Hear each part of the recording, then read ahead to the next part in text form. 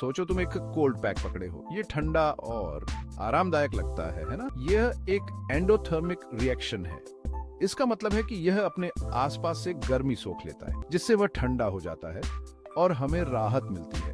अब एक माचिस जलाने का सोचो, ये एक पूरी तरह से अलग प्रक्रिया है। वो गर्मी छोड़ता है, सही? ये गर्मी हमें तुरंत महसूस होती है। वो एक एक्सोथर्मिक रिएक्शन है। इसका मतलब है कि यह एनर्जी छोड़ता है। तो एंडोथर्मिक रिएक्शन ठंडे होते हैं और एक्सोथर्मिक रिएक्शन गर्म होते हैं। बिल्कुल, लेकिन यह सिर्फ गर्म या ठंडा महसूस करने से ज्यादा है। यह हमारे चारों ओर की एनर्जी के आदान प्रदान के बारे में है। यह समझना महत्वपूर्ण है कि कैसे एनर्जी एक रूप से दूसरे रूप में बदलती है। एंडोथर्मिक रिएक्शन जैसे बर्फ का पिघलना को एनर्जी इनपुट की जरूरत होती है। यह एनर्जी बर्फ को पिघलाने में मदद करती है। इसके विपरीत एक्सोथर्मिक रिएक्शन जैसे लकड़ी का जलना एनर्जी छोड़ते हैं। यह एनर्जी हमें गर्मी के रूप में महसूस होती है। यही एनर्जी ट्रांसफर इन रिएक्शन का मूल है। यह समझना कि कैसे एनर्जी ट्रांसफर होती है हमें इन प्रक्रियाओं को बेहतर समझने में मदद करता है। इसे ऐसे समझो, एंडोथर्मिक रिएक्शन में एनर्जी एक रिएक्टेंट है जो अवशोषित होती है।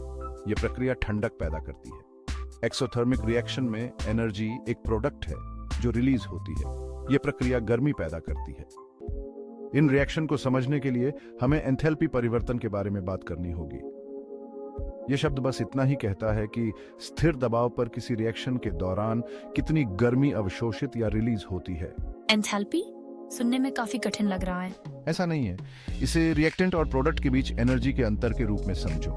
एंडोथर्मिक रिएक्शन में एंथैल्पी परिवर्तन सकारात्मक होता है क्योंकि वे गर्मी अवशोषित करते हैं। एक्सोथर्मिक रिएक्शन में यह नकारात्मक होता है क्योंकि वे गर्मी छोड़ते हैं। कल्पना करो कि तुम एक पहाड़ी पर चढ़ रहे हो। ऊपर पहुंचने के लिए एनर्जी इनपुट की जरूरत होती है। जैसे एक एंडोथर्मिक रिएक्शन, पहाड़ी से नीचे लुढ़कने पर एनर्जी रिलीज होती है। जैसे एक एक्सोथर्मिक रिएक्शन, ऊंचाई में अंतर एंथैल्पी परिवर्तन को दर्शाता है।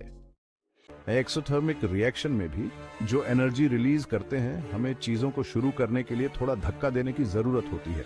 इस शुरुआती एनर्जी पुश को एक्टिवेशन एनर्जी कहा जाता है। तो भले ही कोई रिएक्शन एनर्जी रिलीज करता हो, उसे शुरू करने के लिए फिर भी एनर्जी की जरूरत होती है। बिल्कुल, इसे माचिस जलाने जैसा समझो।